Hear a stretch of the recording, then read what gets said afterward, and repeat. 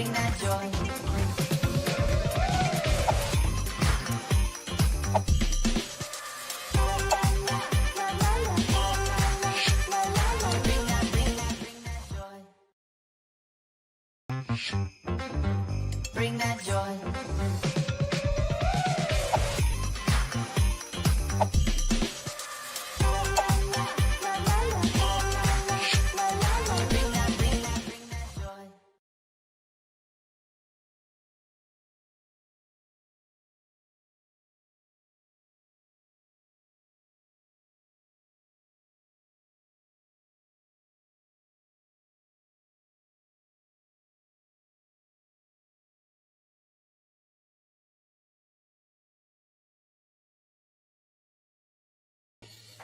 Hello, ladies and gentlemen. Welcome back to another episode of Builders Tribes Tech Forward Talks. Okay, and today we have a very exciting topic for you. We have a very exciting topic and we have an amazing guest today with us, and we cannot wait to share all these insights that we have in this session today for you. So, today is for every startup founder, everyone who is building a business or who wants to do very successful things. So, we have this topic set up exactly for you. Okay. And today we have an amazing guest. Very soon I would bring him up for you to meet. Okay. But I'd like to take some time to say welcome, welcome, welcome. It is good to have you join us live today. It's good to have you join us live today. Very quickly, let me introduce who we are. So, Builders Tribe is a tech community, right? So Builder Tribes is a tech community. We're currently based in Qatar, but we're setting up locations and we're setting up hubs across Africa and the GCC as well. So Builder Tribe is the most vibrant tech community you would ever know or you would ever meet. Very exciting things. Our goal is to support people who are building founders, tech entrepreneurs, tech enthusiasts, tech professionals as well, and investors. So just make sure that we create a very vibrant environment where these relationships can grow and thrive. Right. As is in our culture, we would like to hear from you. Where are you watching from? Very quickly, tell us in the comment section where you're watching from. We'd like to hear from you. We have Samuel. Samuel says he's watching. Hello, everyone joining from Budapest, Hungary. Hello, Samuel. Thank you so much for joining us. We have Ajay live. Ajay is joining us from Doha. That is very exciting. Come on, guys, tell us where you're watching from. I'd like to give you a shout out. This is like a classic local radio show, okay? It's so good. So, today's topic is very interesting, and today's topic is why 90% of startups stall right after launch and how to fix it. So we have an amazing investor, okay, and he's building a very incredible VC product as well. He's going to be taking us through some of his experiences with startups and how they win, how they fail, why this happens, and how we can fix it. Okay, so ladies and gentlemen, today we have with us Sheraie. Put your hands together. Hey. Hello, hello, hello, hello. Finally, we get to speak. How are you, man? I'm very good, man. Sheraie, how you doing? How's everything been, man? Everything's good. Everything's good. Yeah, it's not the first collab with Builders Tribe. You guys run a very tight ship, and I admire what you guys do. And yeah, very excited about today's topic. Fantastic. So, real quick, are you watching the World Cup? If you are, which team are you rooting for? Well, come on. I mean, I'm rooting for Egypt. We're gonna play against Iran in 11 hours to be exact. Oh So I shit! hope we win. Interesting. Yeah, I hope we win to get to the next stage. It's gonna be like Yeah. the first time in history. So really excited about it. Yeah, it's so. Fantastic. I really wanted Nigeria to be on in the World Cup as well, but Yeah, I we mean, missed this it's one. yeah, But yeah, yeah, we yeah. have good African representation as well, so I think that's good. So, Yeah. guys, in case you don't know, Sheraie is from Egypt. He's based in Egypt as well. That's why he's supporting his country. All right. Also, real Yeah. quick, tell us what is the most exciting thing you have done, Sheraie? What is the most exciting thing I've done? Okay. I mean, uh, two things actually came into my mind right now. Uh, Mhm. the first one, I served in the military, so it was like shooting an AK-47. That was Oh wow. exciting, big adrenaline rush. But also something adventurous. One time I got lost in the desert, actually, with like a quad bike. So Mhm. I was with like a group of friends, and I was living in Saudi Arabia back then, and so I was in the last in the group, and my quad bike stopped working, and then the guys kept on like going away, and of course I started like shouting to them, but like they couldn't hear because the quad Mhm. bike sounds are like pretty Loud. loud. Yeah, and yeah, I was just there, and it started. I mean, it was there for like an hour, and so nobody came back. And I started praying, in case I die or something. But like after like one more hour, they came back with like a guy who like fixed up like the stuff. But yeah, it was very scary. I wouldn't say exciting. It was very scary. All right, that's one heck of a story, man. That's very exciting Yeah, to hear. yeah, Thrilling yeah, to hear that story. It's good. We feel like we know you better now. All right, guys, yeah. we're about to dive in. It's time to get your pen and papers ready. But before we dive in, if you haven't subscribed to Builders Tribe, now is a fantastic time to do so. Smash, hit the subscribe button, turn on your notification as well so that you know whenever we go live and whenever we have exciting content coming your way that will transform your life, right? And back to you, Sherry. Why 90% of startups store right after launch? My first question for you, Sherry. Now, I know you guys, you're part of Included VC. You're currently building Dealfuze, and you guys are doing very incredible work with parent founders and investors and making sure that relationship yields into something very remarkable, right? So you've worked with over 100 founders plus, right? What's the Mm. earliest sign of a startup? What's the earliest sign a startup is about to stall? That's a good question. I mean, I've worked with the more than 100 founders, and they raised capital, but I've worked with like many other founders. I'd say more than 500, I guess. I would actually go back to my founder experience myself. Uh, the earliest sign when I felt that we were stalling and we were not like doing anything. There was just activity, but there wasn't an actual thing that was being done on ground. When we were it was this one time we were operating in the edtech space, and we were serving high school and university students, and we were basically providing technological solutions for them to fill in like some of the gaps that were in the educational system. Back then, this was like in 2013 or something. Um, and so there was one specific product that we were working on, and we worked on it because we just thought it was cool. Uh, it was a VR product. So what we did was that we were supporting students in their like career choices and stuff. And so one of the products that we pivoted to was a VR or an AR a simulation of like you can go in and simulate like different careers and stuff. And so we were very excited about it. And bear in mind, this was back in 2014, 15, I guess. So VR was like up and coming. It was very cool, but it was like cool in our minds, but we were selling the product to people who are not like purchasing Netflix subscriptions. How are they going to purchase a VR product or a VR content? So it was very out of place. I guess so.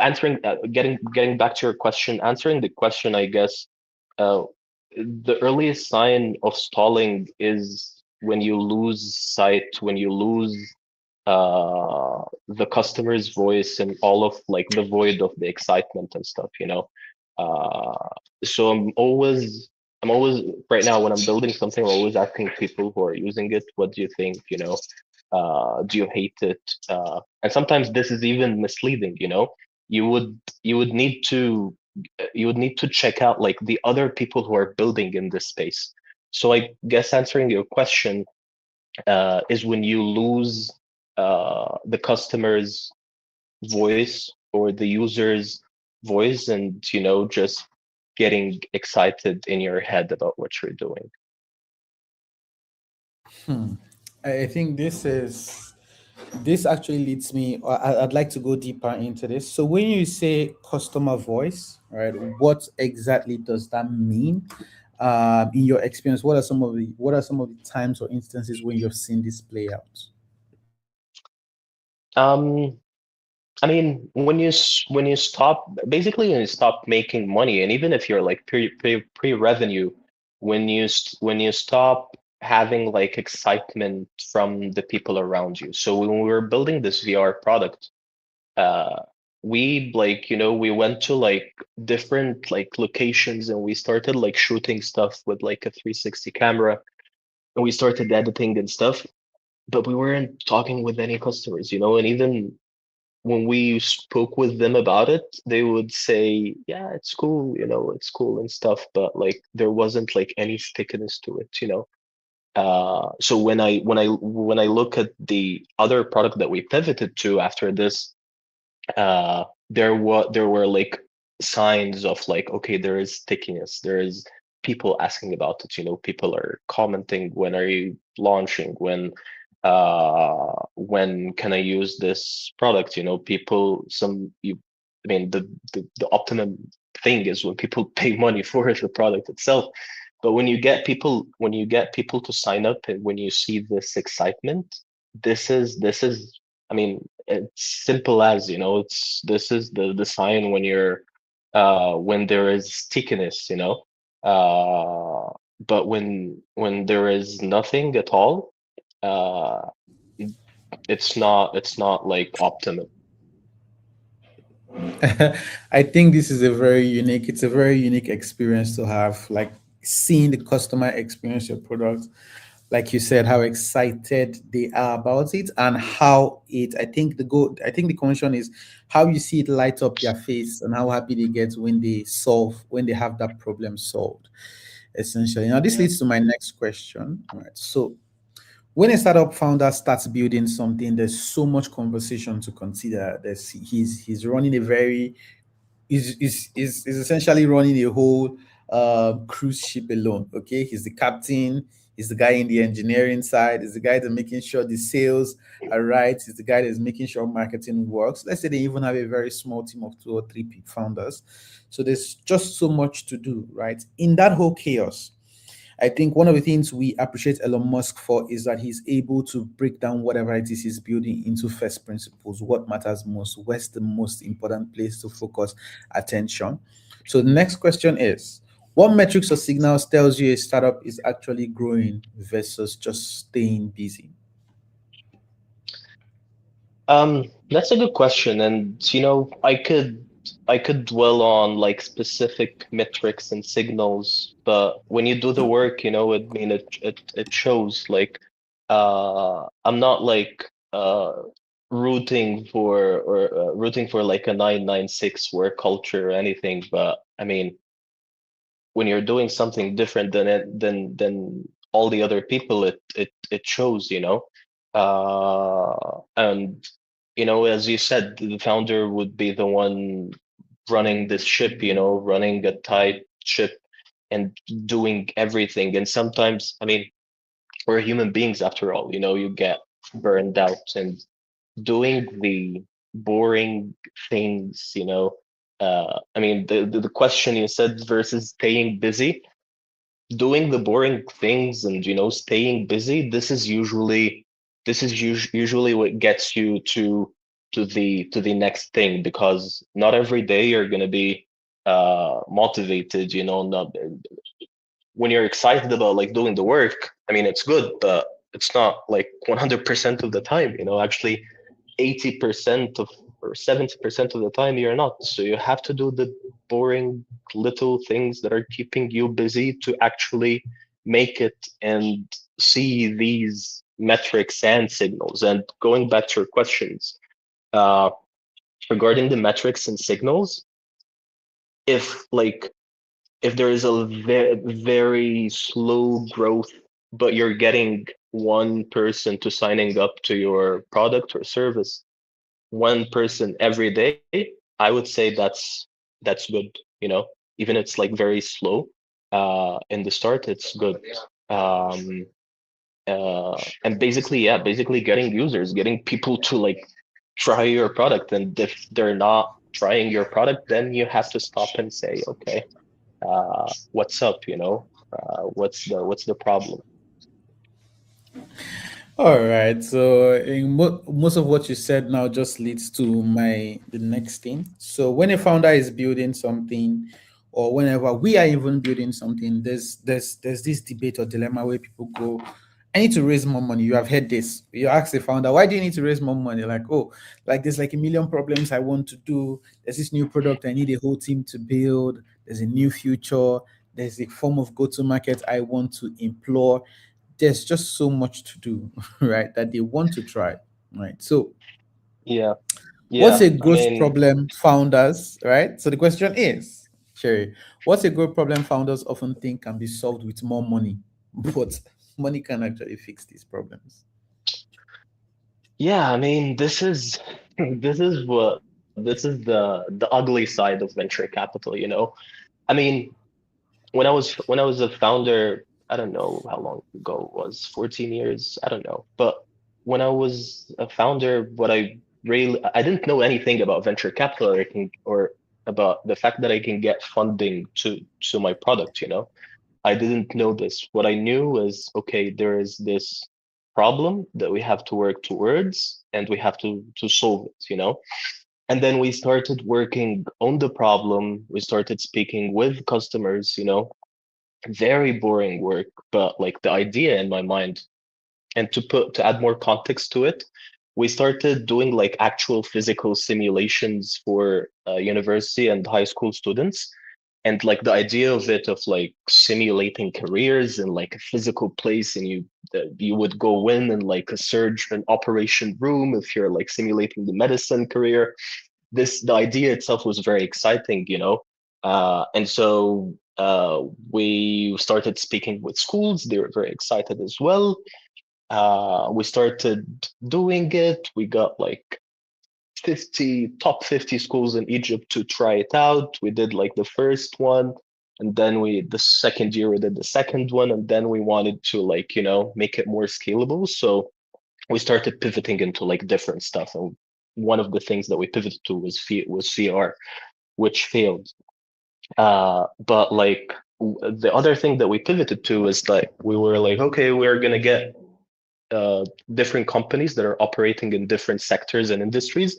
We're gonna get them high school and university students to like do like job shadowings and like have part-time opportunities and internships and stuff. And also they'll be getting to like see the different industries while they're still in school or university. And so we started doing this, and up until this point we didn't know that there was VC funding or something that's called venture capital. I mean, we knew a bit like till then. It was like we were doing the startup for like 3 years, I guess, but like it was still foreign to us.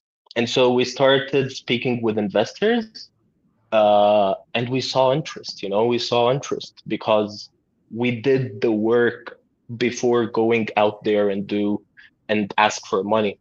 And you know, to sum up the point, now venture capital and like VC funding and all of that, all the founders know it, like first time founders and even university students. And so the first thing that they fall into is like, I'll get I'll get funding and I'll do what I want to do. Um, but you know, this is a trap, I guess. If you're a first time founder, do the work, I guess. Do the work before asking for money. Mm-hmm. All right.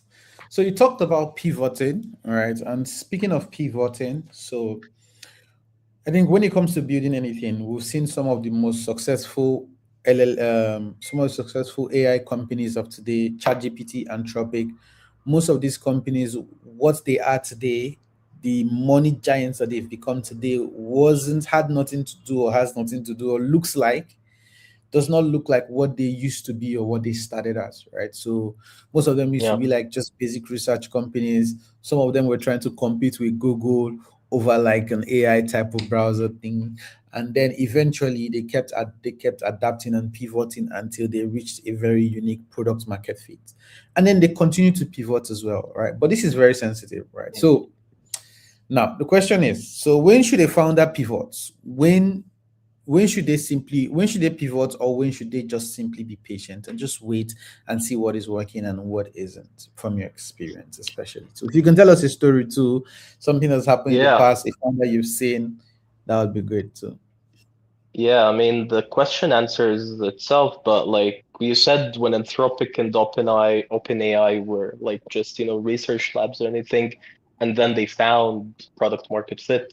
They found product market fit and they found their place at the G7 summit, I mean, they became very big. Um, Going back to your question, when should a founder pivot and when should they stay patient?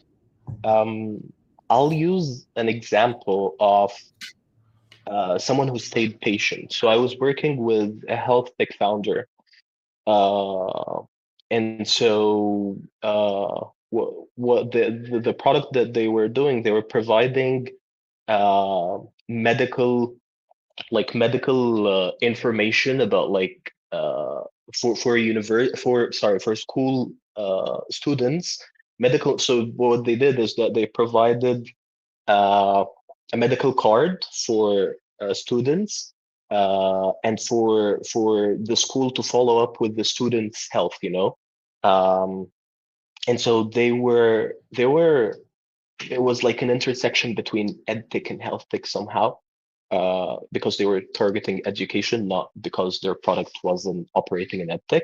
But they faced a lot of resistance in the start, when they were speaking to schools, and uh, they were they weren't landing any school contracts or anything. They would land maybe in 6 months they would land the contract with one school, but that would be it.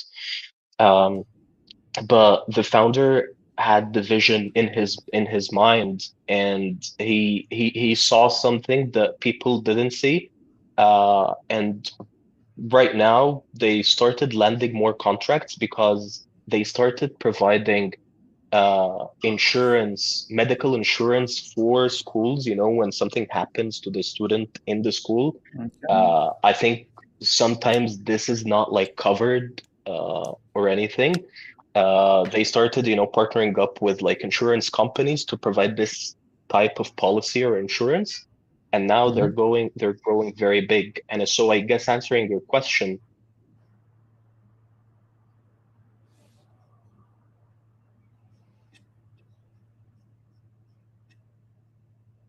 if you have a vision and true, I think I lost you, or are you here? Yeah, Yeah, sure. We lost I you think for a yeah. few seconds. So go ahead. You're saying, so answering my question. Yeah, I mean, answering your question, I guess, going back to my story, the founder had a vision very solid and very vivid in his mind. And when you have this strong belief without any other thing that is shadowing your thoughts, I guess this is when you stay patient.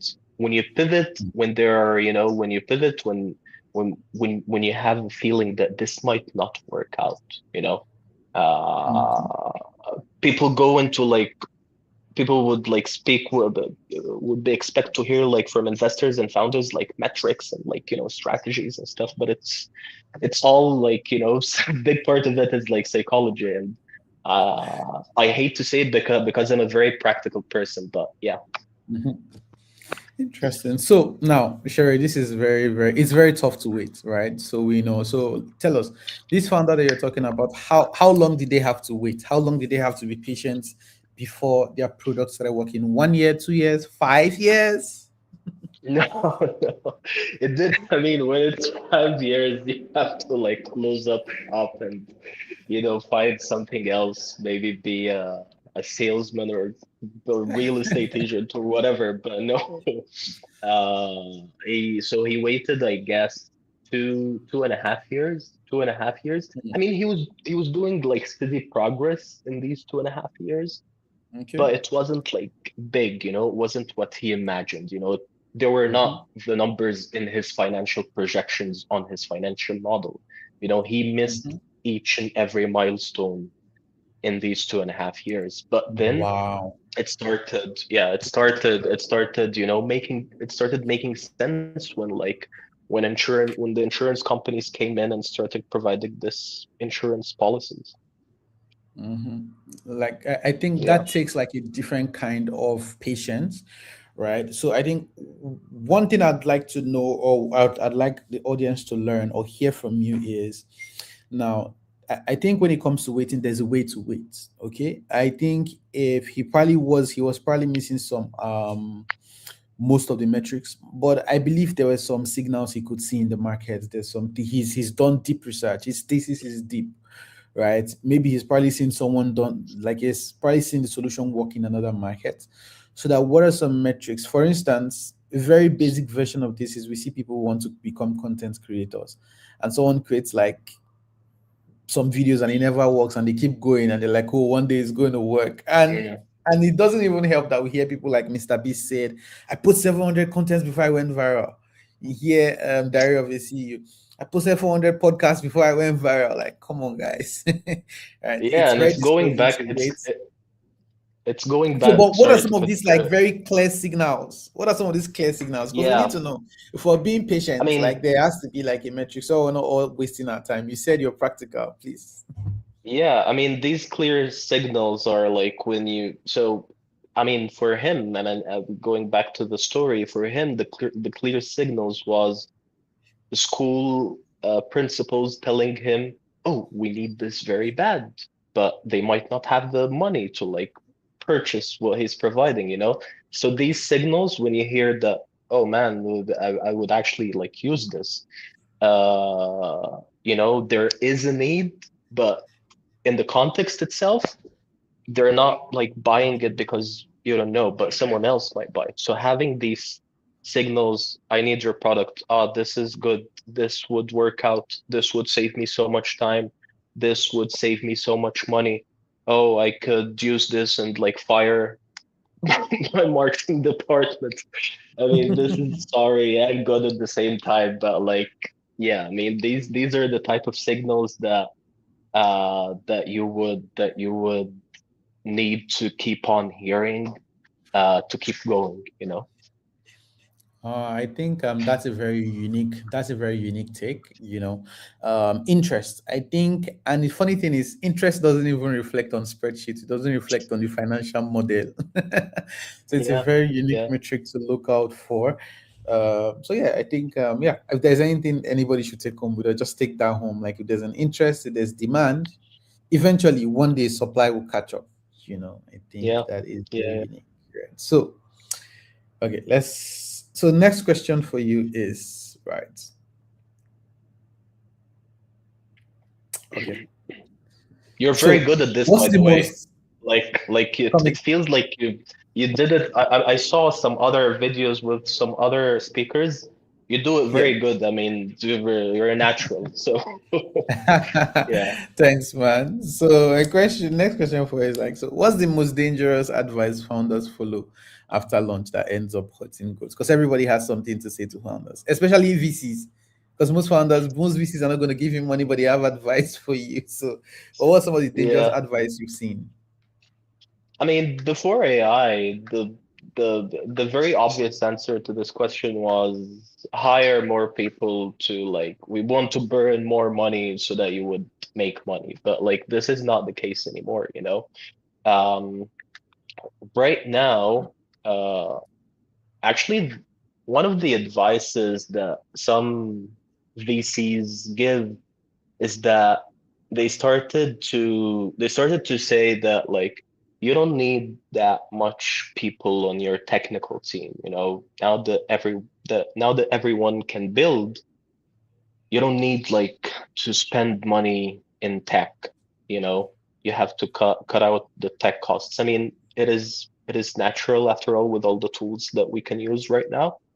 But I would be contrarian and say that no, it shouldn't be like this, you know. There should be someone in the team that understands the tech timeline and how it operates, and because they would also be good to like highlighting other areas of improvement in the tech itself and the solutions itself. You know, AI won't do this. You know, it would just take the commands and like do the product or do the solution, and that's it. You know, but having this human side in tech is still there. You know, people. It is very essential to have a CTO. You know, I mean, Mhm. yes, you can be a solo founder, but it is very essential to still have a CTO because AI is just a technology, and it will develop. There will be like other technologies. We would still need people who understand the tech from a very basic or very genuine space, Okay. All right. Sherry, I think this is a very interesting debate. All right. So we currently have seen the one founder unicorn. Okay. We've seen a startup. It has happened, right? It's no longer an impossible thing fit to achieve, right? So where's the balance? Because right now, Fable 5 has been released, Fable 5 Did has you been use it, by released. the The way? US government, Did you use US did you government, use I it? didn't have the opportunity to explore Me it. neither. So the US, the US government had to shut it down so the rest of the world doesn't experience the magic that that product is, from Anthropic, But the question is, AI can do so much now. So from what you're saying, you're like, look, the human element is still important. So for someone who is building, who is trying to figure out growth, are you saying that there's a certain number of founders they should have? You just said CTO. CTO is important. Okay, good. We agree. Is that supposed to be like a holy number or a magical number or stop at 10? The magical 10, magical 5. What's some of like your thoughts around that? Because some people have I like mean, AI agents running their entire marketing system, man. yeah, People AI yeah. I agents mean, DM people for them. yeah, yeah. And they always. I mean, we're still. Did we get to the 1 billion to the $1 billion one man company or not yet? Yes, we I'm did. I think it's the like, guy that's selling the GLP med. I think it's like the weight loss med. okay, okay, interesting. Yeah, I'll just I mean, I'll name drop it soon. I'm quickly chat GPT in that as well. So just like see. sure. Uh, I mean, yeah, I mean, there is probably this guy, but he still has tech people in his team, you know. Uh, uh, uh, you would you would you would I don't know how many agents you would need to like to like do this balance, but I guess in my very hopeful So not to interrupt way. you. So Matthew Hmm. Gallagher. Yes, I think he's the Yeah. guy that's the one is the single billion founder, Oh yeah. solo founder. Oh Yes, wow. Okay, interesting. Interesting. Um, yeah, I Medvi. mean, still messy. What did he do? Was it like healthcare, as you said, what was Yeah, it? so I think GLP? it's in healthcare. Yeah, it's in Uh-huh. healthcare, not to mislead or like put out information that isn't clear. Um, Mm-mm. Yeah, yeah, quickly running through it. So Medvi provides yeah. personalized at-home healthcare, wellness, and longevity services to more than 500,000 people. That's what he says on his LinkedIn. Okay, okay, interesting. I have Yes. the New York Times article in front of me about this, and it says, Mhm. bear in mind, it says how AI helped one man, and then between quotations, and his brother build build $1 billion company in healthcare. Yeah. Um, Mhm. I guess that's your answer right there. It would just need one Okay. one more person. No, but I would still push back on my point of view and say we would still need, we would still need people who understand the tech in and out to to do great and to make great results and provide, better solutions. Um, yeah. Okay, that's fantastic. All right. So I think my last question for you. So guys, before we go over to the last question real quick, Sherry would like you to tell us a bit about what you're building currently, Dealfuze. Tell us a bit about Dealfuze. I think before we even Oh, do that, let's even play like an ad that we have a cool animation from Dealfuze. So we'll put that up in a few seconds now.